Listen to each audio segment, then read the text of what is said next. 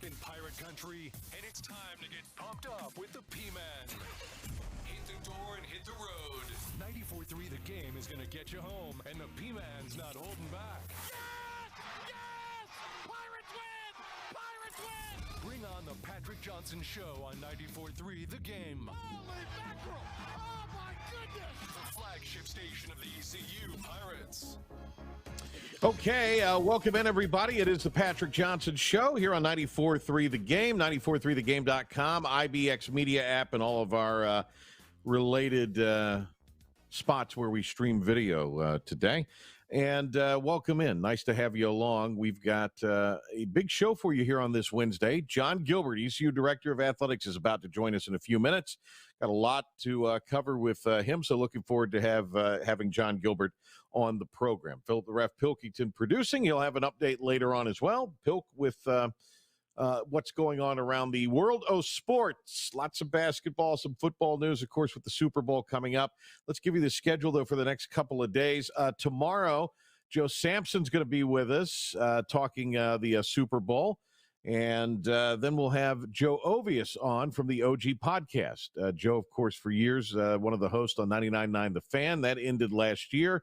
And Joe and our friend Joe Giglio now have their podcast on the OG Podcast Network. So they distribute that in various spots like we do our podcast of our programming.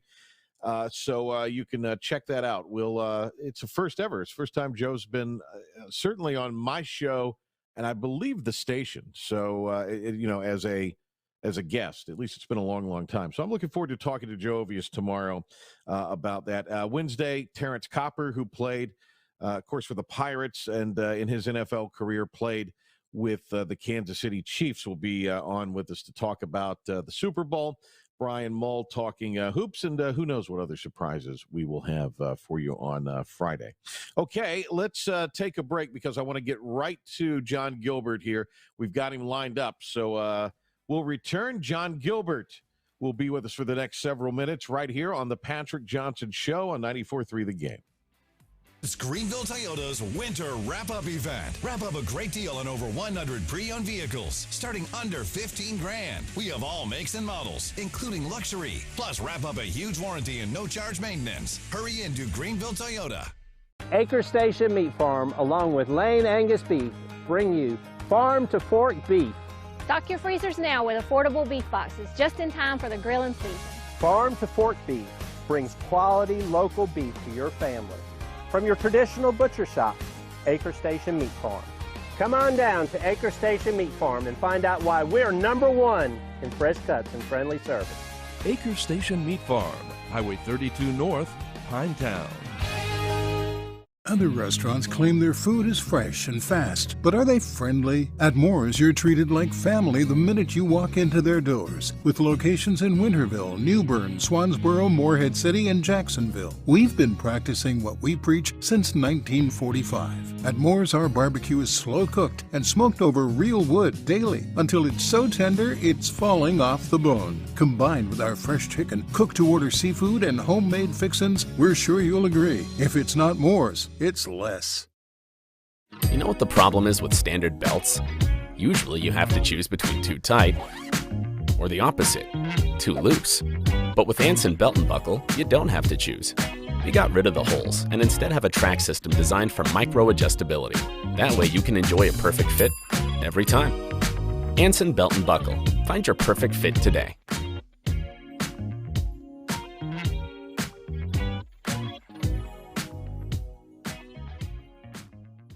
Hey, grab me one too.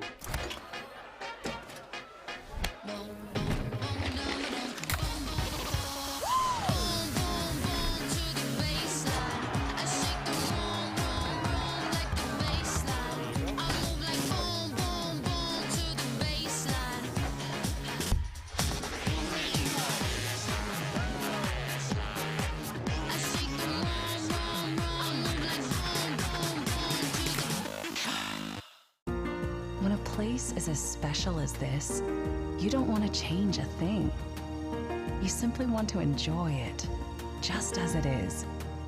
That was our inspiration behind Bow Coast West, our newest community in Beaufort, North Carolina.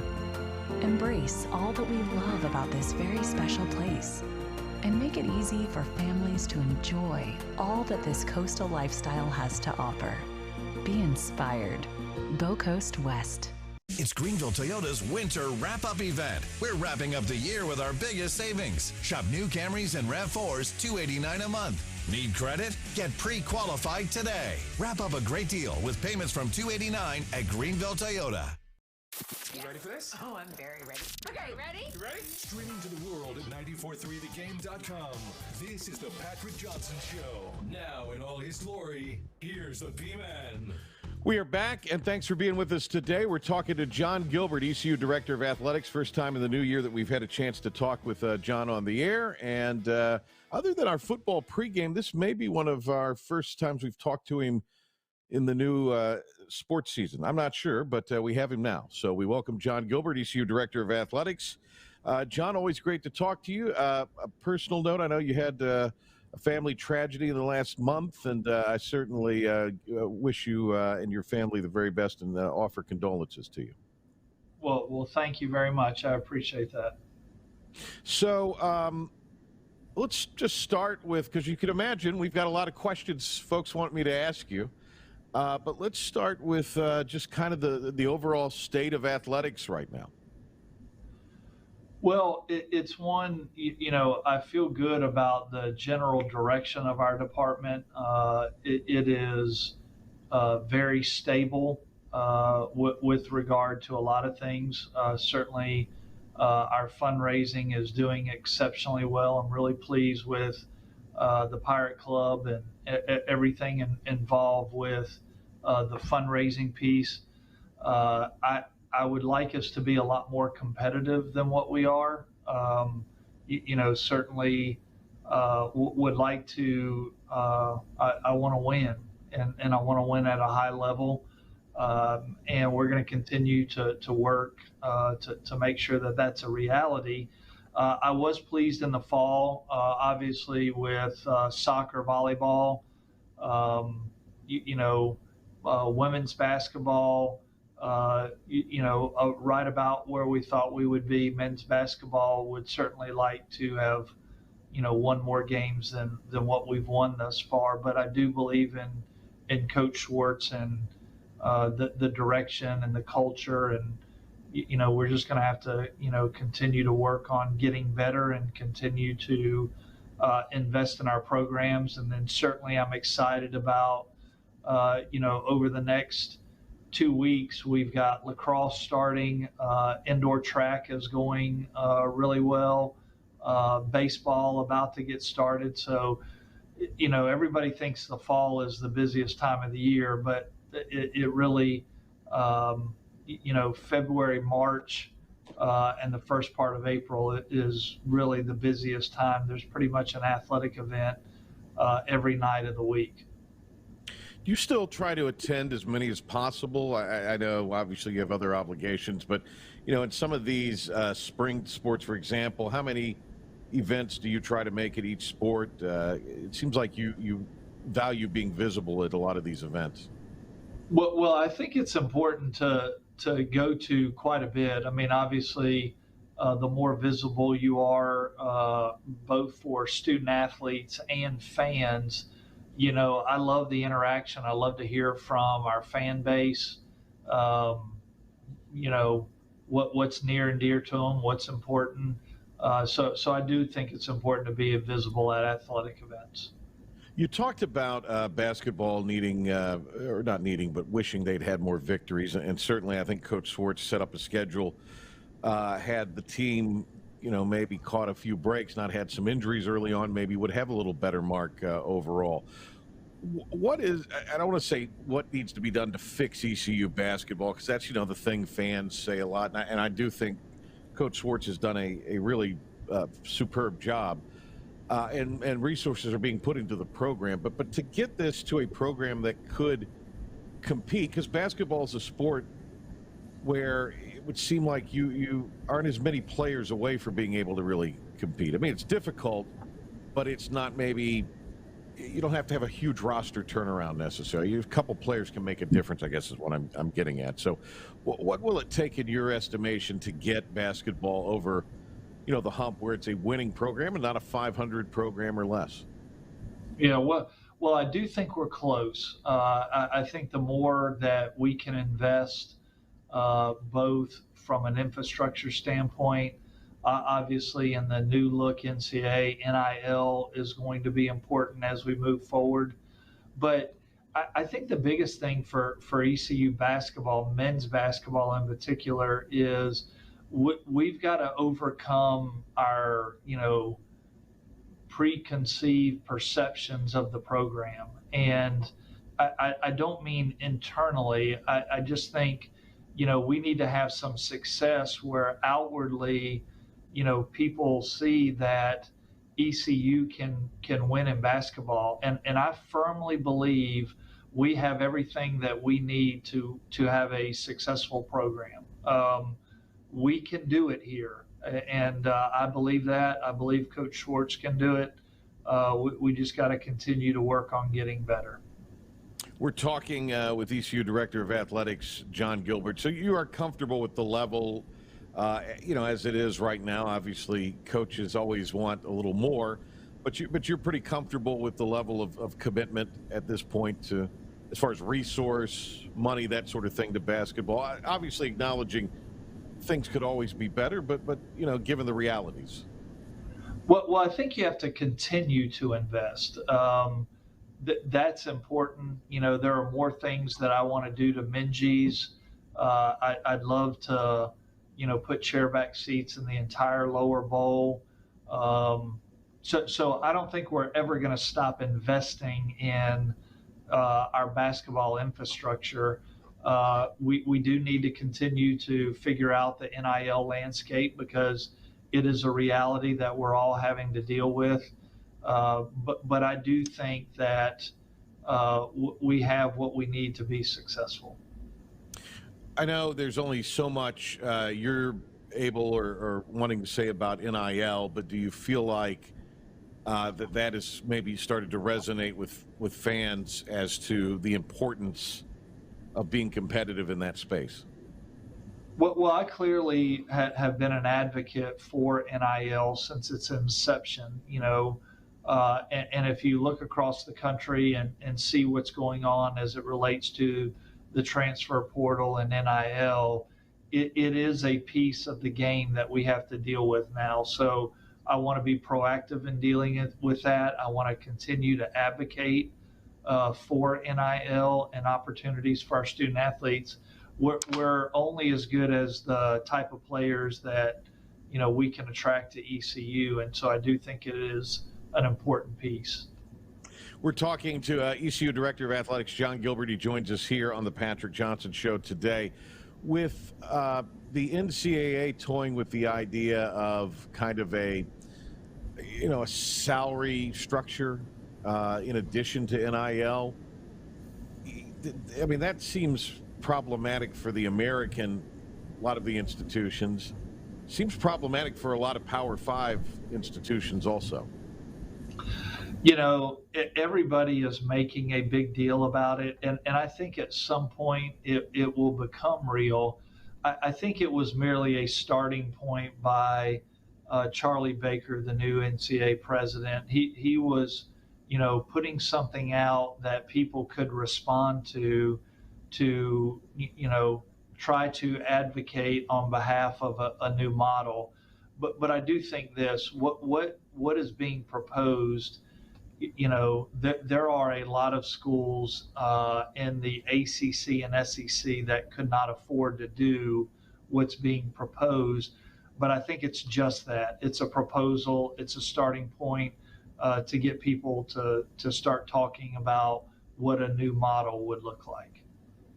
The American, and we'll talk about some of the schools in the American, but the American is going to have a new commissioner. What are you looking for in a new leader of the conference, given these sort of uncertain times? Well, I think number one, Mike Oresco's done a really good job on behalf of the American Athletic Conference. he has been a vocal advocate for us across a lot of platforms. And so I think one for me is someone that is well connected within our industry, someone with a deep level of contacts throughout intercollegiate athletics and the TV world. I think is going to be a really important piece, and certainly someone that is willing to advocate on behalf of the league in the same manner Mike Oresco did. You know, we have had a lot of questions. A guy, one of our listeners, John Moody, sent this in, a question about, some more, with the addition of the Conference USA teams in the offseason, some more drivable rivalries for, I think, really a good majority of teams in the American, that we're currently in the American. Charlotte would be that for East Carolina. Would you like to see in football that game be played that last weekend, or do you think because of the challenges of kids going, or the students going home for Thanksgiving and the holiday, it doesn't make sense to right now maybe put these rivalries and drivable games for not only ECU, Charlotte, but other teams in the American on that date? Would you rather see it maybe have more of a float and maybe be a late September, October, early November option? Every year and I hope that within the next week to 10 days, we'll get a draft of what our conference schedule will be like that we can put out, quickly to the public. And every year I request two things from the American. Is one, to make sure that we're either have a bye week or on the road during fall break, to make sure that we're not playing a home game on fall break. And recently, the last 2 years, I've also advocated for us to be on the road during Thanksgiving weekend. It is a very difficult time to get people to come to the game. We had, top 4 or 5 team in the country in Cincinnati that came here one Thanksgiving, and it was really difficult to get a lot of people to come to that game. And so I like playing any rivalry game. I like playing it earlier in the year where students can be on campus and it's a more traditional date. Charlotte's had some success on court, on field against ECU this year.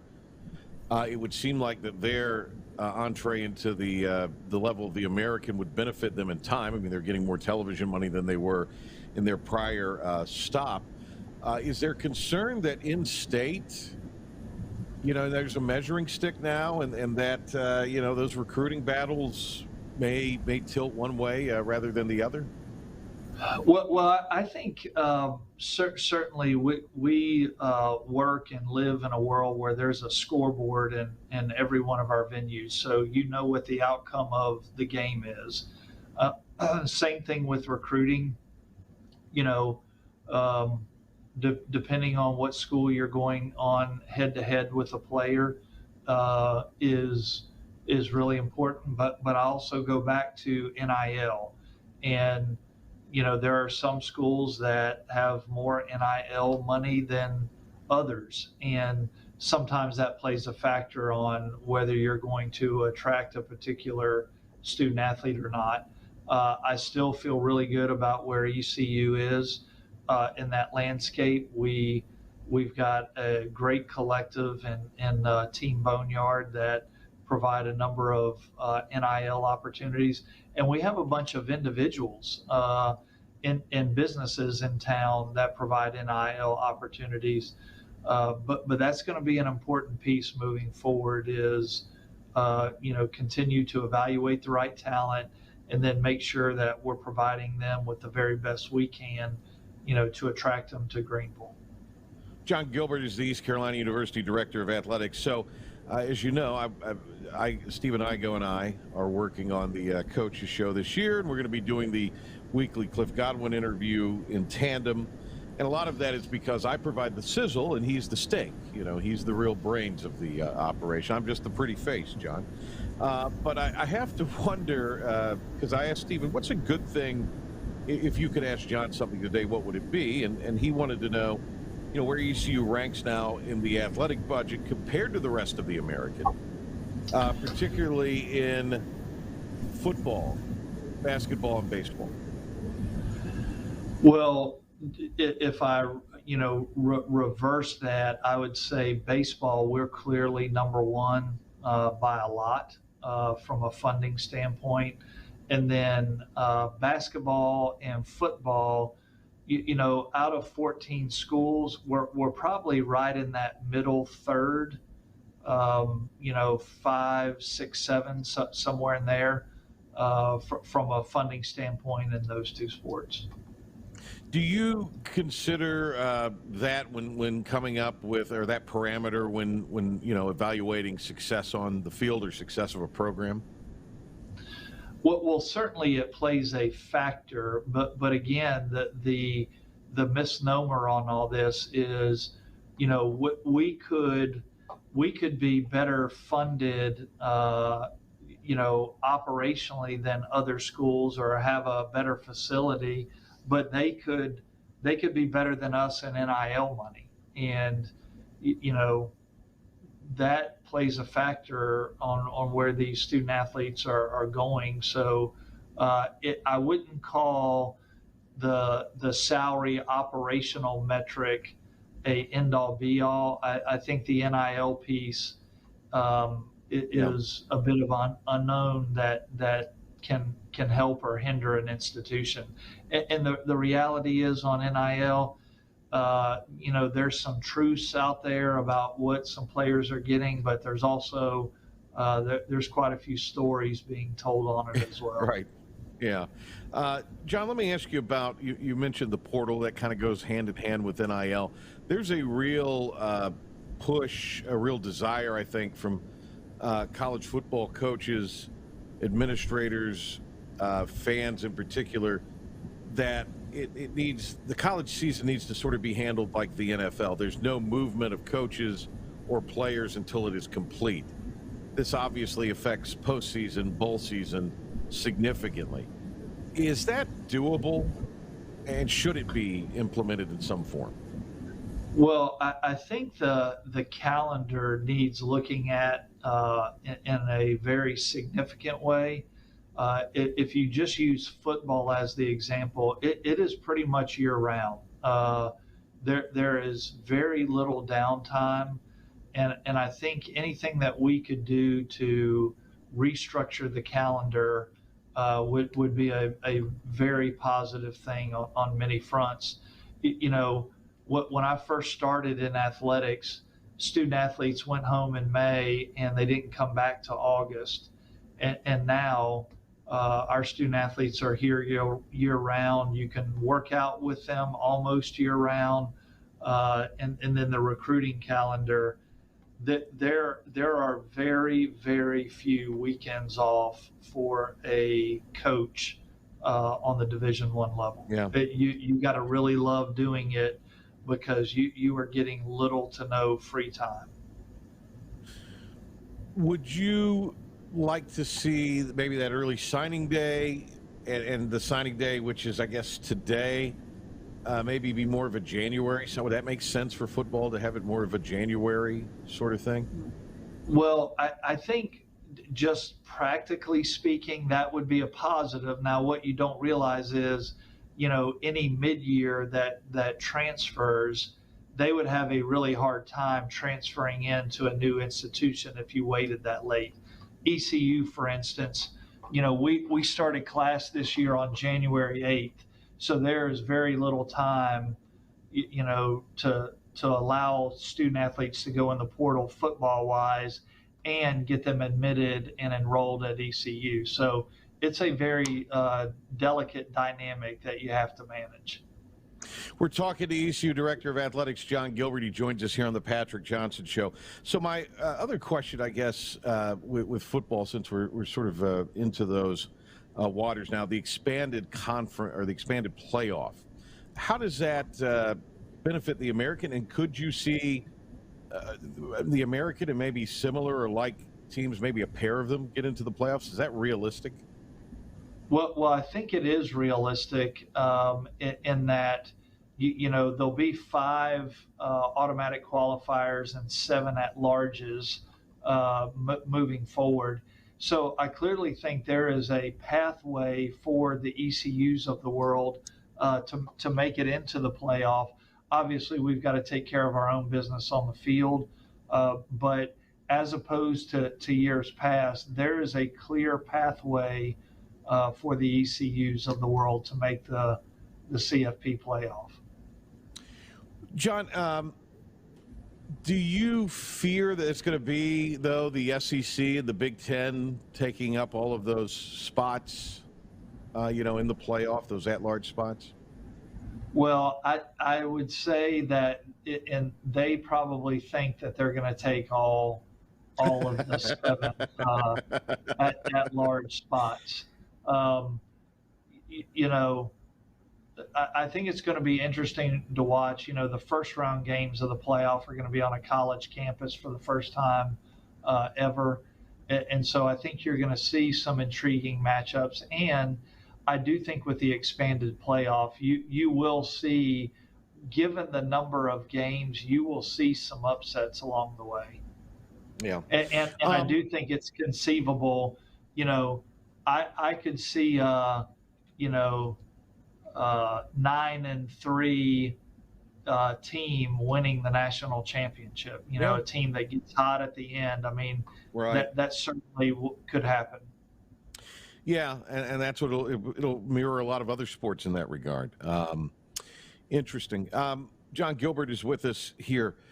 You talked about in the post-football season press conference that Coach Houston was in and you were in, that a bowl game is kind of the mark of success for, I guess, this upcoming season. Obviously, you want to aspire to more than just bowl qualification.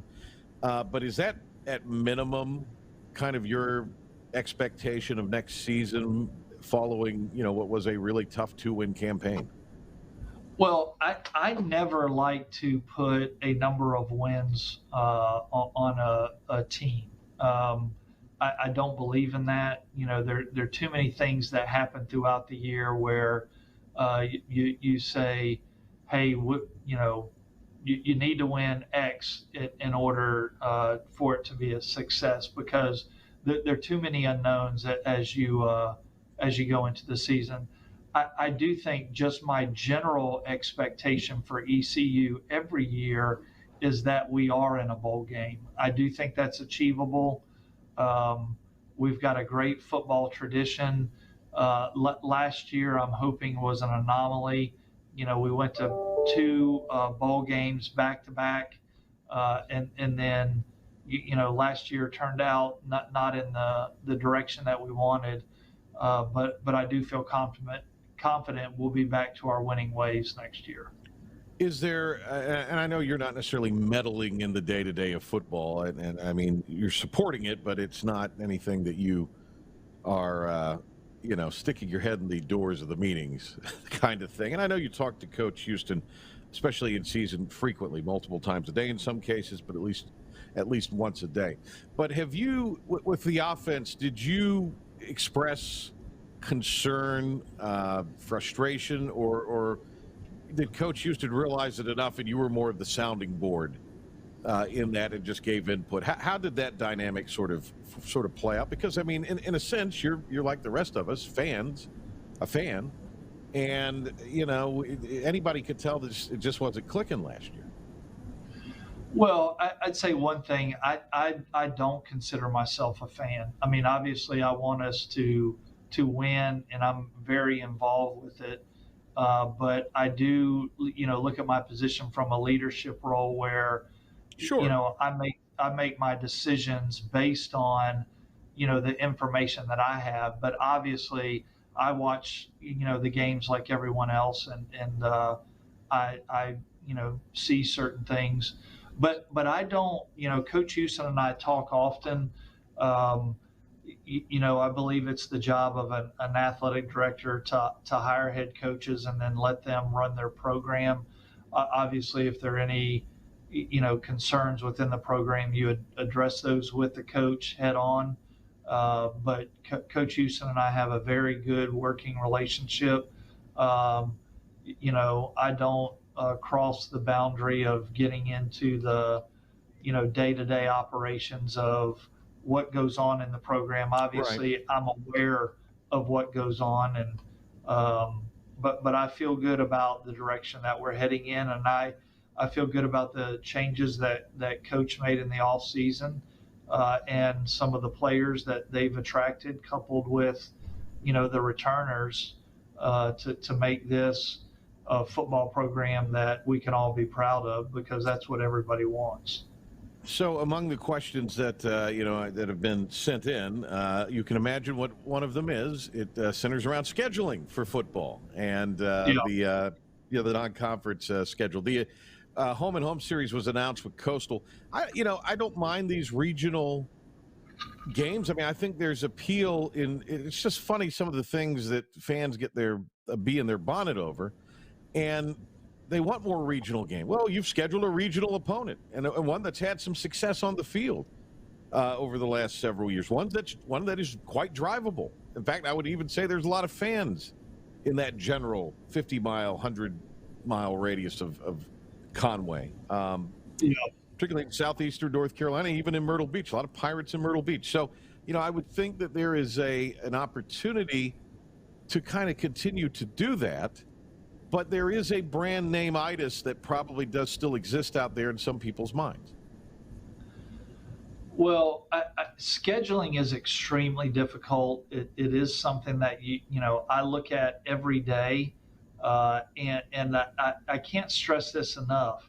We ask to play a lot of people, whether that's home and home or, I've talked to quite a few schools over the last several weeks about playing a buy or guarantee game at their place, and they're turning us down.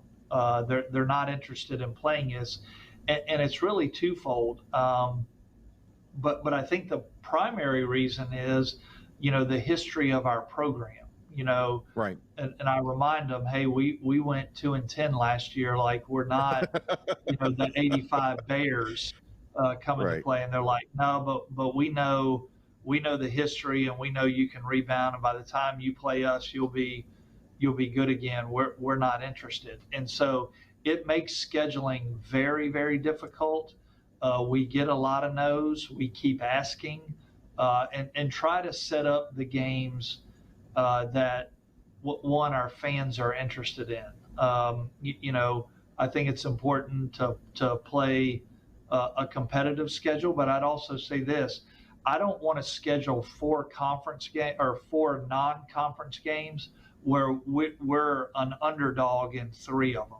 I don't think that benefits the program either. I think you've got to find a balance there.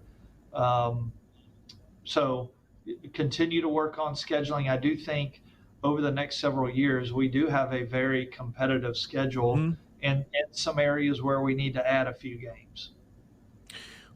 Some of the spots, too, right now would seem to be one where you would maybe schedule an FCS level opponent, and that's a little more year to year. How far out, though, for the FBS opponents are we looking at scheduling right now, and that you're dealing with scheduling right now, as far as establishing a series or establishing a bye game? Well, we have, and I'm kind of glancing at the schedule here. We have games, FBS games, scheduled to 2031. But to give you an example, in 2030, we're pretty much full other than one game. We need a FBS game at home. So we're constantly working on scheduling and, trying to find and put the best matchups together that everybody would be interested in. Not this coming year, but the following year, we're at NC State, Campbell at home, at Coastal Carolina, BYU at home.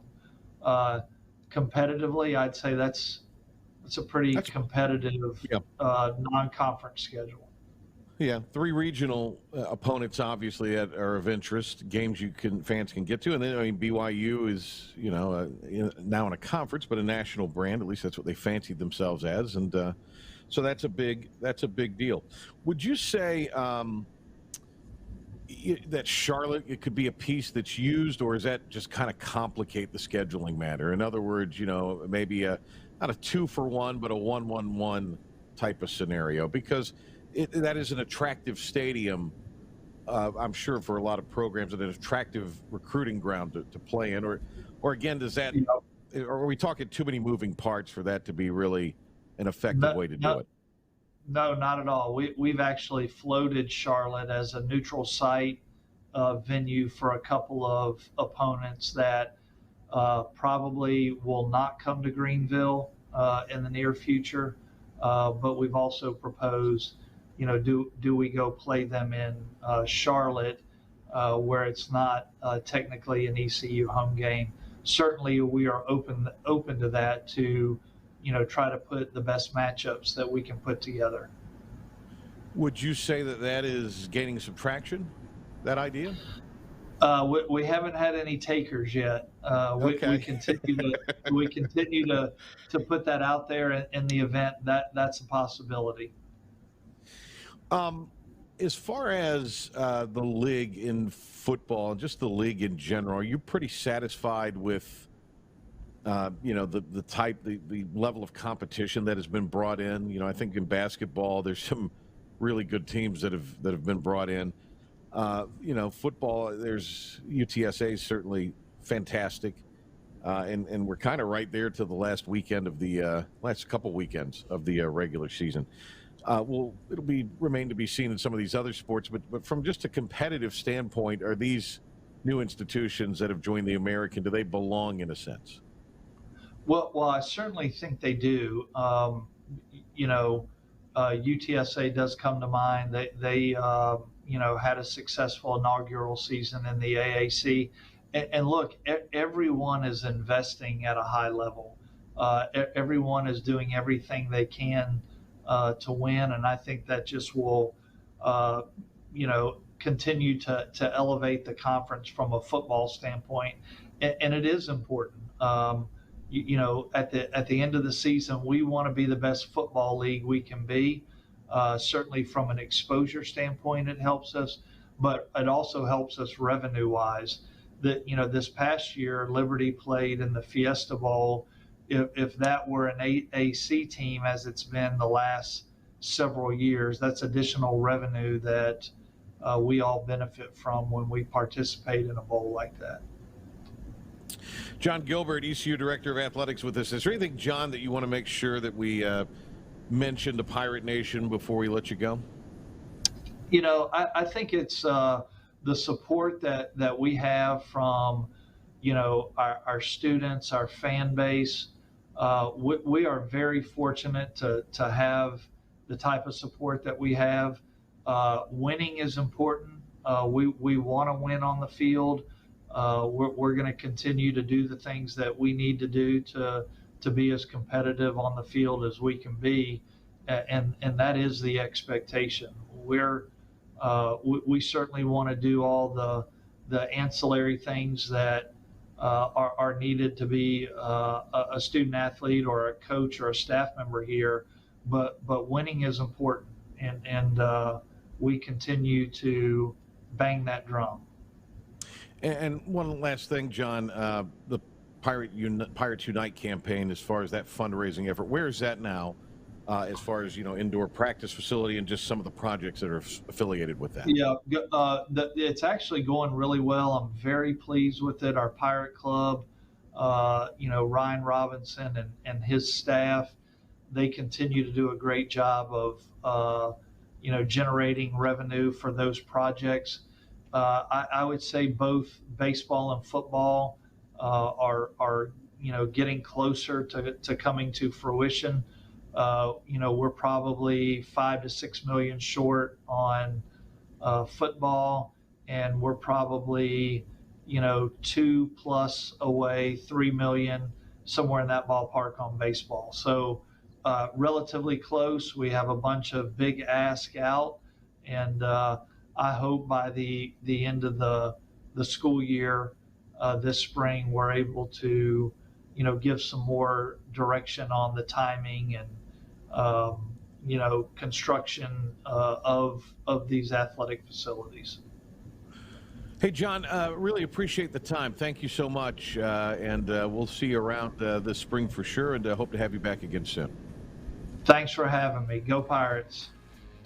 All right, John Gilbert with us here. We'll have more of the Patrick Johnson Show right after this. Hi, I'm D.R. Alligood. And I'm his daughter, Jessica. For 11 years, we have built quality driveways and parking lots for both your residential and commercial needs. We also offer free on-site quotes to have your custom driveways built the way you want. 252-946-1227.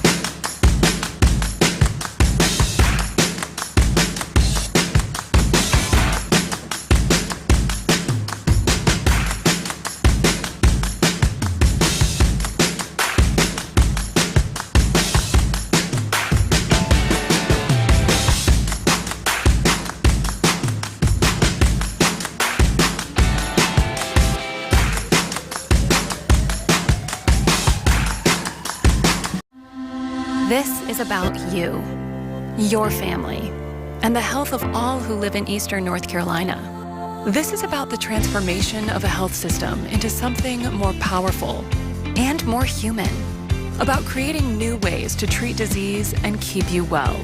This is about ECU Health, which is to say, it's really all about you. ECU Health. Minds, hearts, purpose.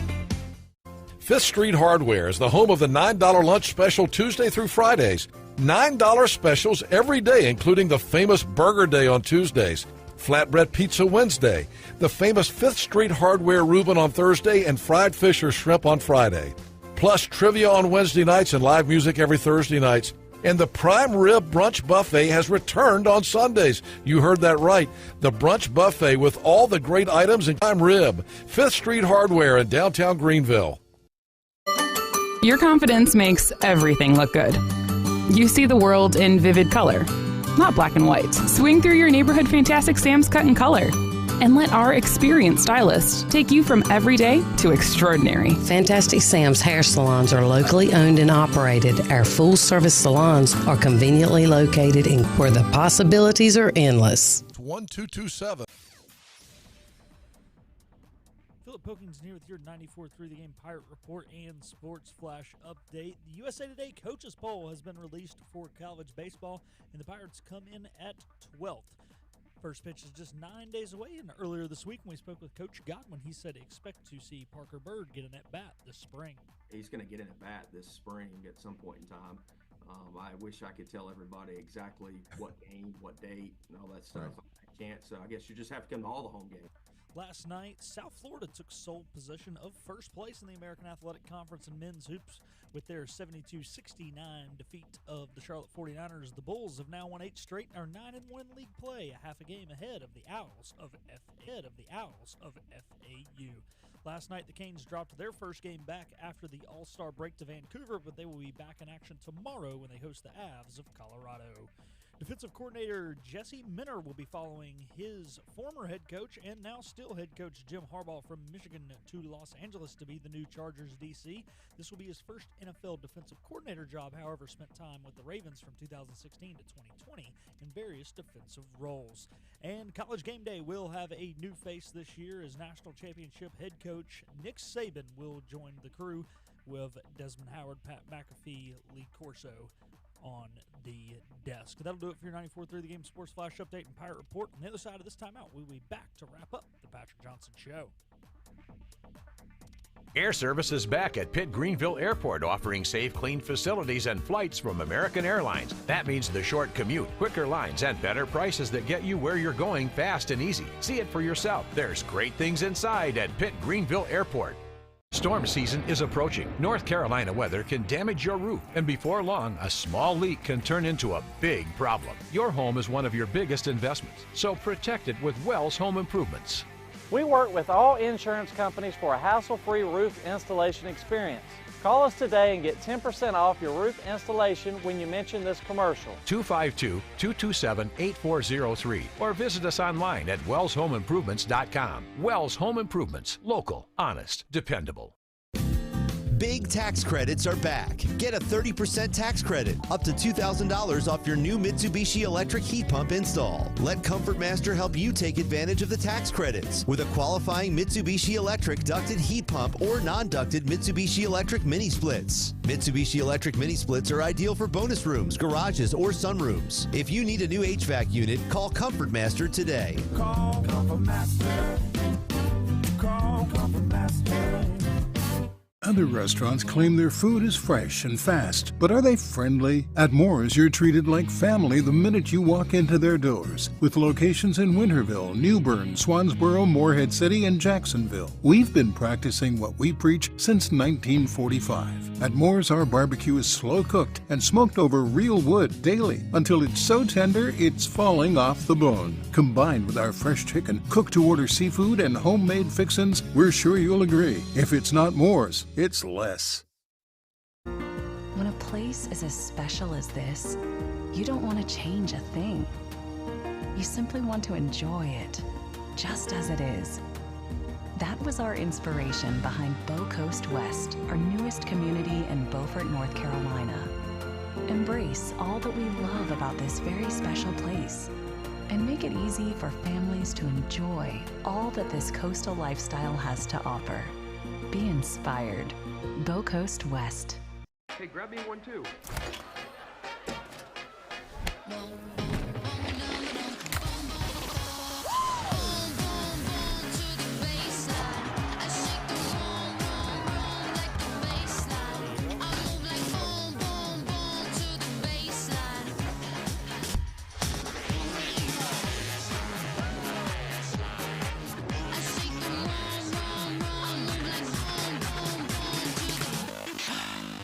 Air Service is back at Pitt Greenville Airport, offering safe, clean facilities and flights from American Airlines. That means the short commute, quicker lines, and better prices that get you where you're going fast and easy. See it for yourself. There's great things inside at Pitt Greenville Airport.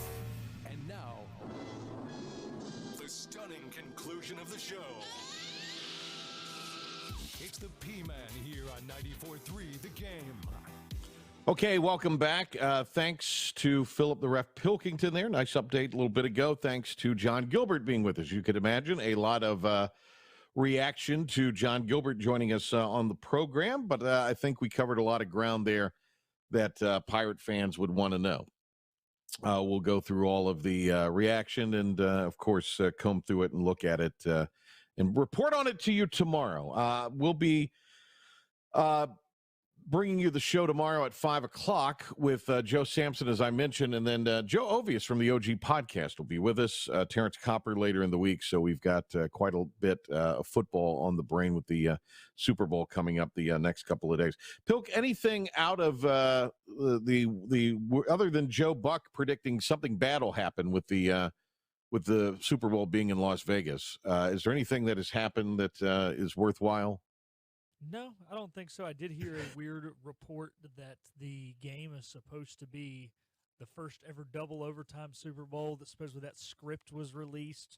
You know, who knows when it comes to that. So if it goes, so we've got a lot of scripted. Yeah, we've got a lot of what would you call it? Black helicopter type of people out there saying that the whole thing's scripted. And then you've got Joe Buck as a doomsdayer in a sense.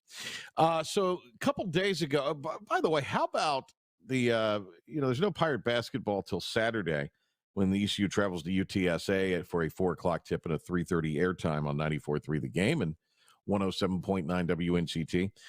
Pilk, how about, how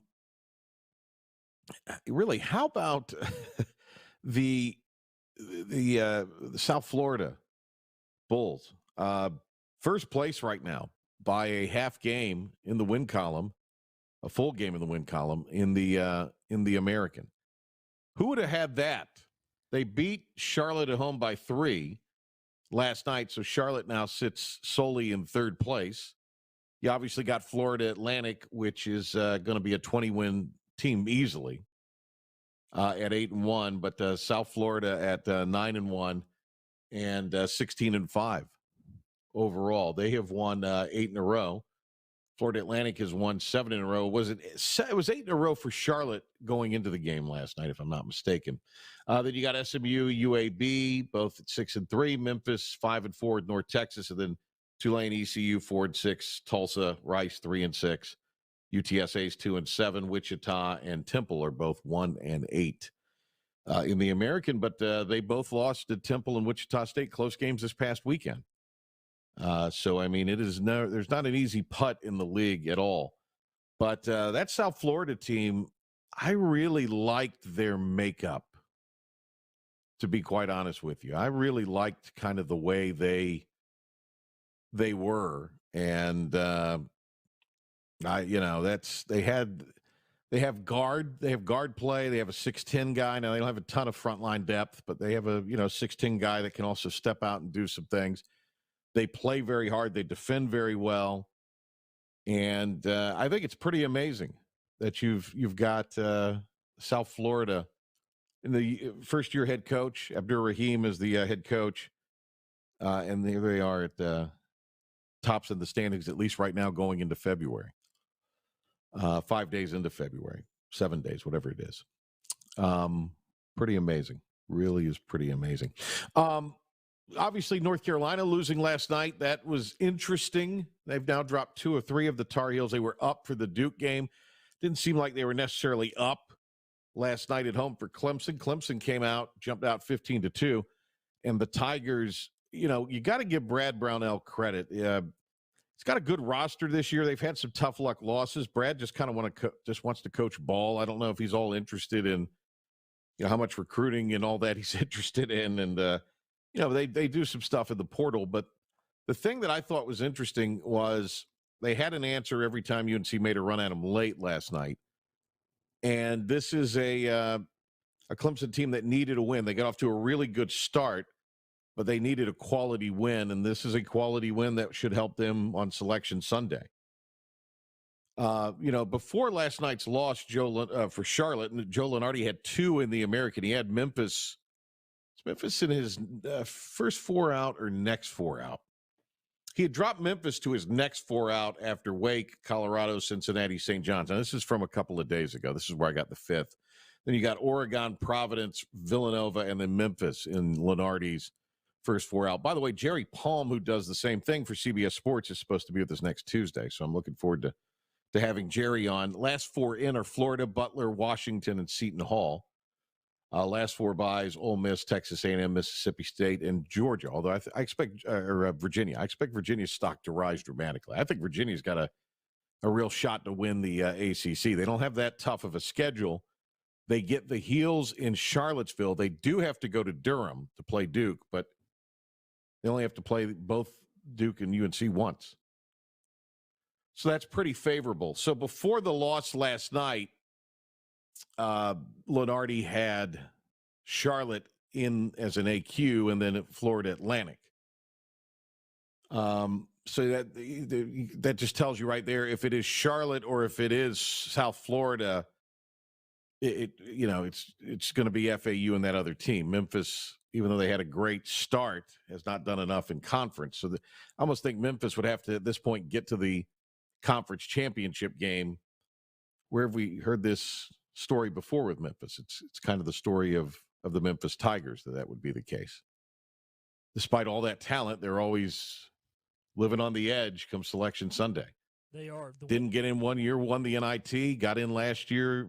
Probably a little more. Well, they got in as the AQ last year, so that was, and they beat Houston, so that would have was a pretty vigorous statement. But before that, they were right there on the bubble again. Probably on the good side of the bubble, but still on the bubble. You're going to say, Pilk. Yeah, no, I agree with everything Memphis is saying, but it's weird that he doesn't have South Florida in this thing right now. You know, this is a team who's beat Florida State. Well, they were around 200 in the net. I don't know where they are now, but wow. They didn't play a great non-conference. They didn't play a great non-conference schedule. Their non-conference schedule was pretty rotten. State, who's I think was actually ranked at the time, but I don't think Florida State's that good. Could be interesting though. The Mountain West is going to steal some bids too, though. Mountain West is going to be like a 4 or 5 bid league this year. They're good. Is it? See what Lenardi's got for the Mountain West.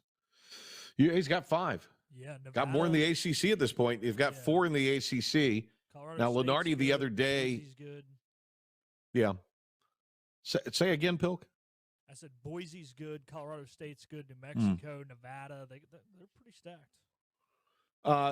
The other day, Lenardi had Clemson in, so I got to think that they're in now based on what Lenardi's thinking, beating UNC. So it's, Virginia, Duke, Carolina, Clemson. It's probably right. Hey, thanks to John Gilbert for being on with us today. Thanks to Philip the Ref Pilkington. Great job as always. We'll be back in the morning on Talk of the Town on Talk 103.7 and Talk 96.3, IBX Media app. Back here tomorrow at 5 o'clock, live on the Patrick Johnson Show on 94.3 The Game and the IBX Media app, joined by Joe Sampson and Joe Ovius of the OG Podcast. Looking forward to it all tomorrow. So we'll greet you then. Have a great rest of your evening, everybody.